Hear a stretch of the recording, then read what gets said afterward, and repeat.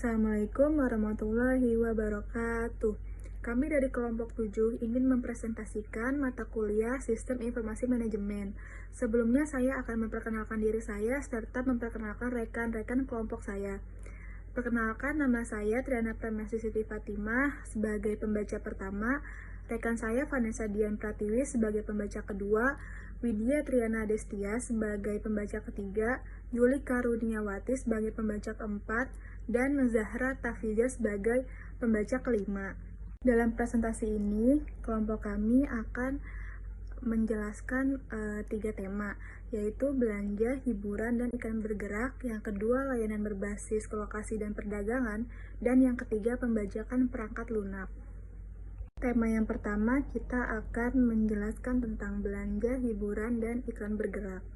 Belanja, hiburan, dan iklan bergerak, menurut saya semua ini termasuk ke dalam konsep e-commerce.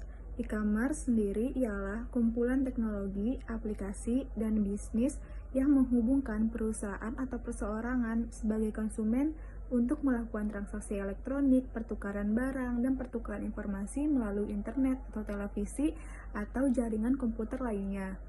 E-commerce juga dapat menjadi tempat berbelanja atau layanan berbelanja online dan hiburan bagi para penggunanya, serta dapat menjadi wadah untuk mengiklankan atau memasarkan suatu produk sehingga produk tersebut dapat dikenal dan dilihat banyak orang. Dengan e-commerce menjadi tempat banyak orang untuk berbelanja, maka kebutuhan banyak orang dapat dipenuhi dengan cara yang lebih mudah dan praktis. Mengapa belanja, hiburan, dan iklan bergerak ini termasuk dalam konsep e-commerce? Misalnya gini, kan e-commerce itu tempat bagi masyarakat membeli barang-barang online, membeli segala kebutuhannya di e-commerce melalui dengan cara online gitu kan. Otomatis bisa disebut e-commerce ini menyediakan banyak produk. Belanja berarti kita membeli produk. Contoh, kita ambil salah satu e-commerce yang banyak digunakan di Indonesia. Salah satunya yaitu Shopee. Aplikasi ini menyediakan banyak produk yang dibutuhkan oleh masyarakat. Jadi apapun yang dicari masyarakat pasti dijual gitu di aplikasi ini. Terus hiburan dalam aplikasi ini yaitu ada games. Nah, games ini dimana nanti kita memainkannya, kita bisa dapat koin. Koin ini nantinya akan bisa digunakan ketika kita berbelanja gitu. Misalkan koin yang hasil kita dapat dari main games ini misalkan udah 5.000, sedangkan barang yang kita beli itu misalkan harga 25.000. Nah, kita bisa tuh menggunakan koin itu untuk membeli produknya. Jadi 25.000 itu karena kita memakai koin, jadi kita cuma bayar 20.000. Tapi itu di luar dari ongkos kirim. Nggak cuman dapat koin, jadi kita bisa dapat diskon-diskon gitu, kayak voucher, potongan harga berapa persen gitu, kita bisa dapat di dalam games itu. Tentunya dengan adanya games ini, adanya hiburan ini, masyarakat akan lebih tertarik menggunakan aplikasi e-commerce ini.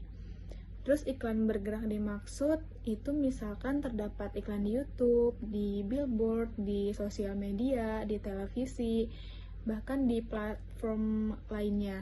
Berikutnya jenis-jenis e-commerce akan dijelaskan oleh rekan saya Vanessa Dian Pratiwi. Jenis-jenis e-commerce. Yang pertama, business to business, meliputi semua transaksi elektronik, barang atau jasa yang dilakukan antar perusahaan. Yang kedua, business to consumer, adalah jenis e-commerce antara perusahaan dan konsumen akhir. Yang ketiga, consumer to consumer, merupakan jenis e-commerce yang meliputi semua transaksi elektronik, barang atau jasa antar konsumen. Yang keempat, consumer to business adalah jenis e-commerce dengan pembalikan utuh dari transaksi pertukaran atau jual beli barang secara tradisional. Yang kelima, business to public administration, adalah jenis e-commerce yang mencakup semua transaksi yang dilakukan secara online antara perusahaan dan administrasi publik. Yang keenam, Consumer to Public Administration, meliputi semua transaksi elektronik yang dilakukan antara individu dan administrasi publik. Manfaat e-commerce. Yang pertama, jangkauan yang luas. Kedua, tidak dibatasi oleh waktu. Ketiga, biaya yang lebih murah. 4. Kemudahan mengelola transaksi dan pengiriman. 5. Kerja dapat dimanapun. Komponen yang diperlukan dalam transaksi online. Yang pertama adalah adanya marketplace atau store, yang dimana di sini dijualnya barang-barang yang dibutuhkan oleh customer. Yang kedua adalah penjual dan pembeli. Penjual adalah yang menjual barang atau jasanya kepada konsumen, sedangkan pembeli adalah orang yang membeli barang yang dijual. Ketiga, payment gateway adalah sebuah sistem yang mengotorisasi proses pembayaran dari pembeli ke penjual. Yang terakhir yaitu adanya jasa pengiriman. Jika tidak ada ini, bagaimana bisa barang yang kita pesan sampai? Perusahaan ataupun penyedia jasa belanja online harus menyediakan jasa kurir atau jasa pengiriman. Selanjutnya akan saya jelaskan tentang layanan berbasis lokasi dan perdagangan. Location Based Service atau IBS atau layanan berbasis lokasi adalah sebuah layanan informasi yang dapat diakses dengan perangkat bergerak melalui jaringan dan mampu menampilkan posisi secara geografis keberadaan perangkat bergerak tersebut.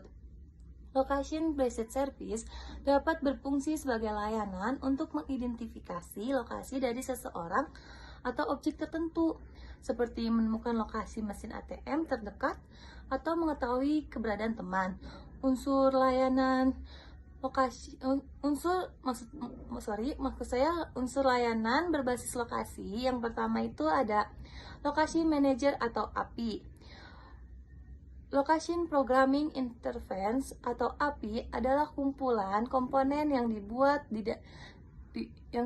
dalam kelas-kelas yang menjalankan peran atau fungsi khusus. Google Maps merupakan perangkat, fitur, atau komponen untuk melaksanakan berbagai fungsi-fungsi yang berhubungan dengan aplikasi pemetaan. Yang kedua, Lokasi Provider atau API Location. API Location Provider atau API Location adalah suatu gateway untuk mengakses lokasi pengguna yang menyediakan teknologi pencarian lokasi yang digunakan oleh perangkat. Yang selanjutnya tentang komponen layanan berbasis lokasi. Yang pertama ada Viranti Mobile, jaringan komunikasi. Yang ketiga ada komponen penunjuk lokasi, dan keempat penyediaan layanan dan aplikasi, dan terakhir ada penyediaan data dan konten. Dan selanjutnya ada aplikasi berbasis LBS. Yang pertama ada layanan darurat, contohnya E911 dan Route Assistant. Yang kedua ada pelacakan atau tracking, contohnya ada komersial, workforce, fleet management, family locator, personal assistant tracking. Yang ketiga ada navigasi, contohnya ada direction planning assistant. Untuk yang keempat ada tagihan, contohnya road tolling, parkir. Untuk yang kelima ada LBS alert, contohnya proportion alert advertising. Untuk yang keenam ada jejaring sosial, contohnya friend, Finder, instant messenger. Untuk yang ketujuh ada aplikasi operator jaringan, contohnya ada location sensitive billing, cellular foundation detection, dan prevention wireless network optimization, dan cellular internet network border negotiation. Untuk yang kedelapan ada aplikasi penyedia layanan, contoh fleet navigation dan management, wireless M2M, remote access atau manajemen mobil data atau television, auto insurance, dan information advertising. Untuk yang terakhir ada aplikasi pengguna akhir, contohnya Foursquare. Selanjutnya akan dijelaskan oleh teman saya. Perusahaan di dunia yang masuk menggarap layanan berbasis LBS. 1. Sprint Navigation menyediakan layanan canggih yaitu memberikan panduan suara untuk para pengemudi kendaraan yang butuh petunjuk jalan dan arah beserta peta pergerakan yang berbasis 3 dimensi. Yang kedua, Verizon Caperol memanfaatkan telepon seluler anak-anak sebagai GPS yang akan membantu para orang tua bisa memantau dan mengetahui keberadaan anak mereka. Layanan ini akan menyediakan informasi lokasi secara terus-menerus di piranti mobile orang tua. Yang ketiga, NTT Docomo iArea menyediakan layanan LBS khusus para pengguna FOMA. Layanan ini meliputi security alert dan juga peningkatan efisien logistik bisnis. Pembajakan perangkat lunak. Pembajakan perangkat lunak adalah penyalinan atau distribusi perangkat lunak secara ilegal atau tidak sah. Dengan membeli perangkat lunak, seseorang menjadi pengguna berlisensi atau berizin dan bukan pemilik. Jadi, jika seorang menyalin dan memperbanyak perangkat lunak tersebut, maka itu disebut sebagai pembajakan perangkat lunak. Membajak perangkat lunak adalah ilegal di sebagian besar belahan dunia. Di kebanyakan negara, melanggar hak cipta perangkat lunak adalah ilegal. Jenis-jenis pembajakan. Yang pertama, menggunakan versi tunggal lisensi pada beberapa komputer. Yang kedua, membuat perangkat lunak di komputer tanpa memberikan lisensi yang sesuai. Yang ketiga, menggunakan key generator untuk menghasilkan kunci pendaftaran yang mengubah sebuah versi evaluasi menjadi visi berlisensi. Yang keempat, menggunakan kartu kredit curian untuk menipu membeli lisensi perangkat lunak. Yang kelima, mengirim versi lisensi produk perangkat lunak di internet dan membuatnya tersedia untuk diunduh.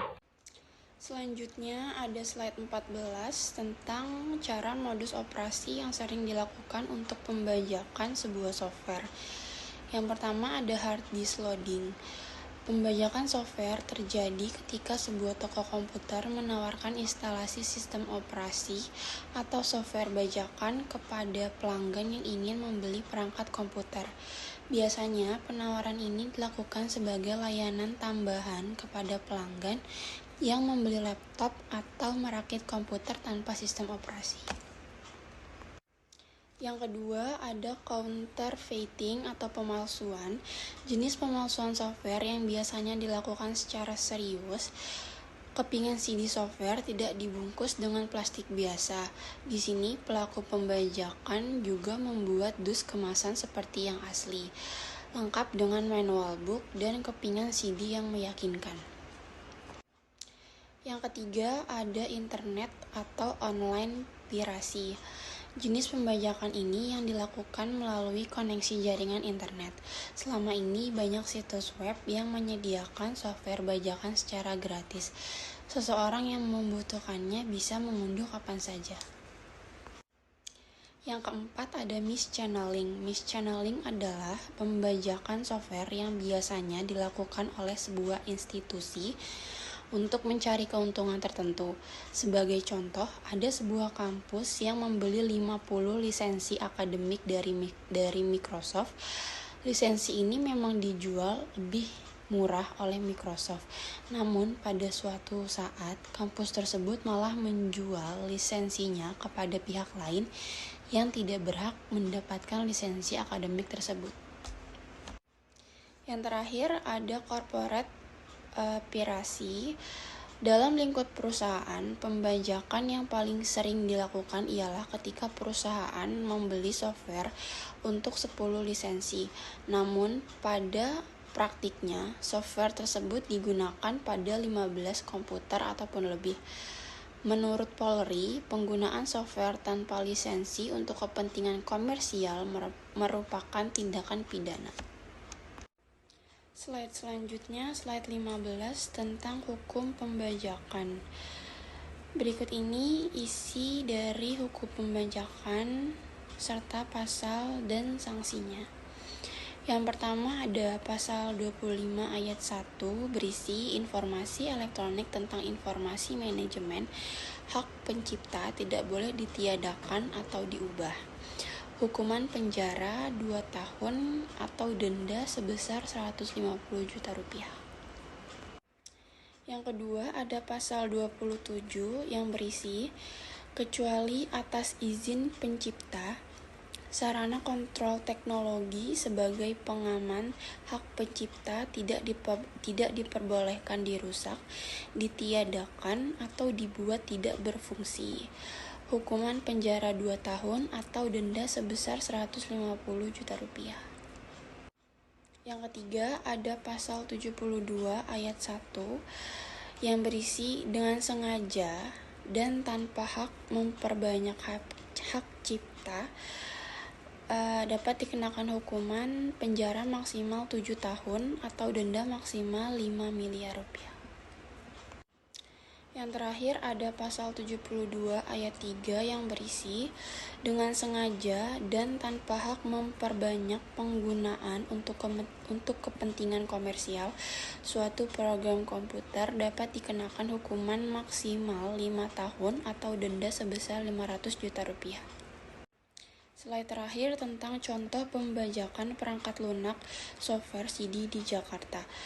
Contohnya, penindakan di Mall Ambassador dan Ratu Plaza dilakukan dikarenakan adanya laporan dari BSA atau Business Software Association yang mengetahui adanya CD software bajakan yang dijual bebas di Mall Ambassador dan Ratu Plaza di Jakarta. Dalam kegiatan ini berhasil disita CD software sebanyak 10.000 keping dari 2 tempat yang berbeda. CD software ini bisa dijual oleh para penjual yang ada di Mall Ambassador dan Ratu Plaza seharga 50.000 sampai 60.000 rupiah. Sedangkan harga asli software ini bisa mencapai 1 juta per softwarenya. Dengan adanya penindakan ini diharapkan kepada para pemilik mall untuk memberikan arahan kepada penyewa counter untuk tidak menjual produk-produk software bajakan karena produk bajakan ini tidak memberikan kontribusi kepada negara di bidang pajak. Di samping itu, untuk menghindari kecaman dari United States Trade Representative atau USTR agar Indonesia tidak dicap sebagai negara pembajak. Sekian presentasi dari kelompok kami, kurang lebihnya mohon maaf. Wassalamualaikum warahmatullahi wabarakatuh.